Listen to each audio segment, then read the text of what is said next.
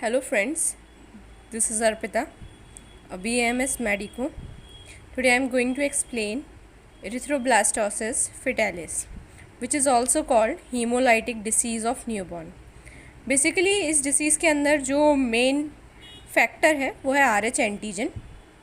RH antigen को सबसे पहले डिस्कवर किया था रीशियस मंकी में। RH एंटीजन जिसमें है वो RH पॉजिटिव होते हैं और जिसमें नहीं वो RH नेगेटिव होते हैं।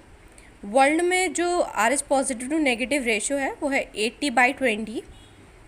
ये जो केस है एरिथ्रोब्लास्टोसिस फिटालिस का वो तब होता है जब मदर RH नेगेटिव हो और फीटस RH पॉजिटिव। बेसिकली इसमें होता ये है कि फर्स्ट प्रेगनेंसी में तो कोई कॉम्प्लिकेशन नहीं रहती है क्योंकि ब्लड वेल सेपरेटेड होता है प्लेसेंटा की वजह से। But at the time of parturition क्योंकि प्लेसेंटा का डिटैचमेंट होता है तो उस टाइम पर फीटस से RH पॉजिटिव ब्लड मदर में लीक कर सकता है, जिसकी वजह से मदर के अंदर एंटीबॉडीज़ बनने लगती हैं RH पॉजिटिव एंटीजन के अगेंस्ट। सेकेंड प्रेगनेंसी में कॉम्प्लिकेशन उस केस में आता है अगर मदर नेगेटिव है और फीटस फिर से पॉजिटिव है। तो हम ये बात बहुत अच्छे से जानते हैं कि प्लेसेंटा से IgG एंटीबॉडीज़ ट्रांसफ़र होती हैं मदर टू फीटस। लाइकवाइज जो एंटीबॉडीज़ मदर के अंदर बनी थी फर्स्ट प्रेगनेंसी के टाइम पर वो इस बार ट्रांसफ़र हो सकती हैं टू फीटस, क्योंकि वो एंटीबॉडीज़ RH पॉजिटिव एंटीजन के अगेंस्ट बनी है तो वो एंटीबॉडीज़ फीटस में जा कर के RBCs की सीवियर क्लम्पिंग करा सकती हैं। क्लम्पिंग होने में बेसिकली होगा ये कि RBCs से हीमोग्लोबिन सेपरेट हो जाएगा और ये जो हीमोग्लोबिन होगा वो कन्वर्ट हो जाएगा बिलीरूबिन में due to the macrophages of the foetus. इस बिलीरूबिन की डिपोजिशन की वजह से स्किन येलो कलर की हो जाएगी और डिसीज़ जो फीटस को होगी वो होगी जॉइंडिस। क्लिनिकल फीचर बेसिकली होता है the jaundice erythroblastotic newborn baby is usually anaemic at birth.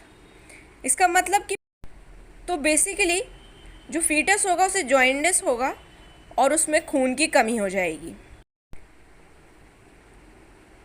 Severe clumping of RBCs की वजह से हीमोपोइटिक टिश्यूज़ उन क्लम्प्ड RBCs को रिप्लेस करने के लिए ज़्यादा अमाउंट में RBCs का प्रोडक्शन करना शुरू करेंगे, जिसकी वजह से स्प्लीन और लिवर हीमोपोइटिक ऑर्गन्स इनका साइज़ एनलार्ज हो जाएगा, एज वेल एज ये जो स्पीड है इनकी RBCs बनाने की वो भी इंक्रीज़ कर जाएगी।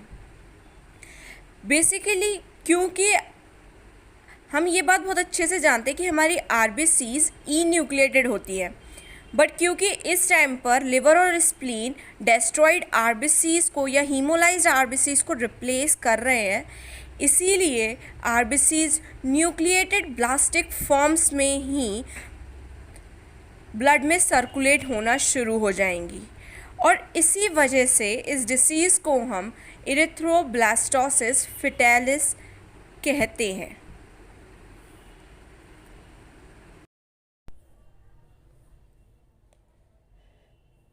वैसे तो सीवियर एनीमिया होने की वजह से कोई भी फीटस सर्वाइव नहीं कर पाएगा, but if he barely survives then too he has mental impairment which is known by the term kernicterus disease. इसमें होगा ये कि deposition of bilirubin will damage the neuronal cells of brain causing damage of the motor area of brain. इसके अलावा इसका treatment अगर हम करते हैं तो ट्रीटमेंट में ये होगा कि हमें नियोनेट का ब्लड को रिप्लेस करना पड़ेगा RH नेगेटिव ब्लड से।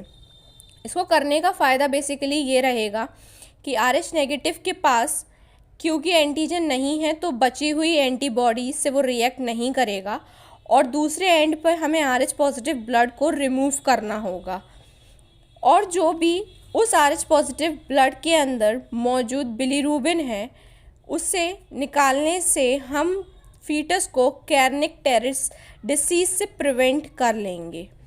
प्रिवेंशन में बेसिकली इसमें जो एंटीजन RH एंटीजन जानते हो, उसमें बेसिकली एक और एंटीजन और ज़्यादा अगर डिटेल में जाते हैं तो है D एंटीजन, और इस D एंटीजन के अगेंस्ट ही हमें एंटीबॉडीज़ बनानी पड़ेंगी, यानी कि जो प्रिवेंशन है वो हो सकता है anti-D एंटीबॉडीज़ से। इसको एडमिनिस्ट्रेट किया जाएगा in forms of vaccine to the expectant mother, so that कि हम मदर को RH एंटीबॉडीज़ बनाने से प्रिवेंट कर सकें। Thank you friends.